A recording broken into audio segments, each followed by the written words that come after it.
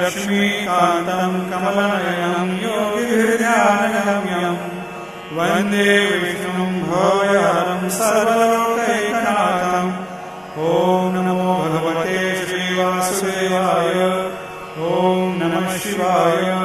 ॐ विश्वं विष्णुर्वषट्कारो भूतभव्यभवत्प्रभु भूतभृद्भावो भूतात्मा भूतभावनः भूतात्मा परमात्मा च मुक्तानां परमागतिः अव्ययपुरुषः साक्षी क्षेत्रज्ञो क्षरैव च योगो योगविदान्नीता प्रधानपुरुषेश्वरः नारसिंह वपुः श्रीमान् केशवः पुरुषोत्तमः सर्वशर्वशिवस्थाणुर्भूताधिर्निरव्ययः सम्भवो भावनो